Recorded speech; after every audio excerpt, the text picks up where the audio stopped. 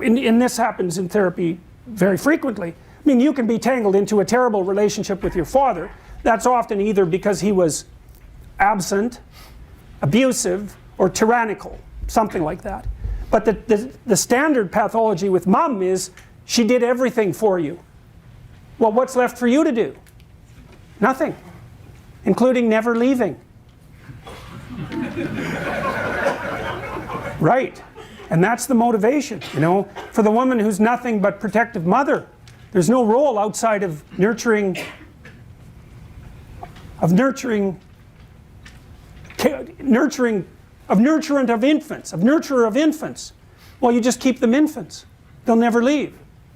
They might kill you one night in your sleep, but they'll never leave. Can you connect that to what we're seeing in terms of identity? Sure, sure. I mean, it's so comical watching the feminist postmodernists in particular rattle on about the absence of gender reality and act out the archetypal devouring mother at exactly the same time. For them, the world is divided into predators and infants. And the predators are evil and need to be stopped, and the infants need to be cared for. Well, that's what the mother does. But adults are not infants. And all you do is destroy them when you treat them that way, especially when they're adolescents and just starting to develop. You know, there's a rule that I attempted to abide by when I had small children, and the rule was, don't do anything for your children that they can do themselves. And that's annoying, that rule, because it takes you like 15 seconds to dress a 2-year-old, but if you let the 2-year-old dress himself, it's 15 minutes, or 20 minutes, or half an hour. You chase them around the house. But if you let them learn to dress themselves, then you don't have to dress them anymore, and they can do it. And you do that with setting the table, and you do that with everything. It's like, no, it's okay, you do that now. Well, I care for you so much, let me do that for you. It's like, I don't care for you at all when I say that. I don't care for you at all.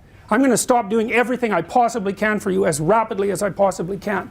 Say, well, that's great. That's how you work in an old age home.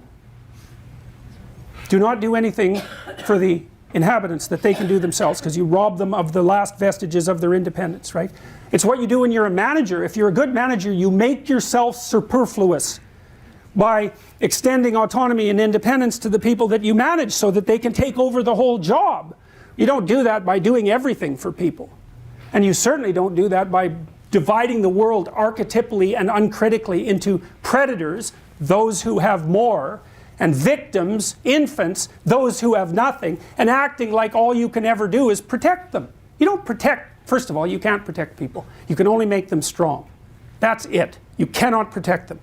You can make them strong, and then they can protect themselves. But then they don't need you.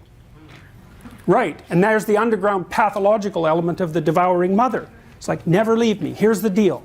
I'll do everything for you. You just never leave. Right. That's sleeping with your mother. Right. That's the Freudian nightmare. Right. You don't invite your child into your bed. Right. You distinguish between them and you. You distinguish between them and your husband. And you facilitate their independence.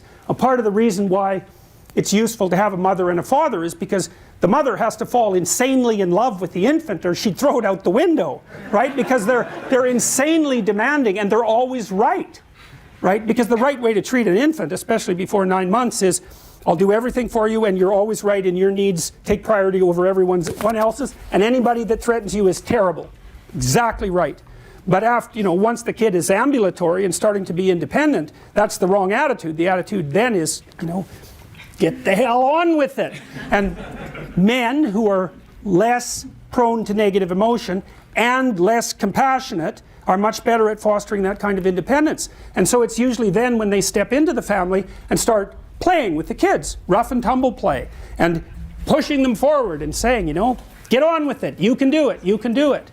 And it's very hard for a mother to play both those roles because she has to fall so in love with her infant that it's difficult for her to be like universal caregiver and disciplinarian at the same time. You know, because the roles run contrary to one another. And so now women have entered the political sphere, right, en masse. And so they're going to bring their essential nature with them, all the while saying there's no such thing as essential nature. It's like, yeah, there is.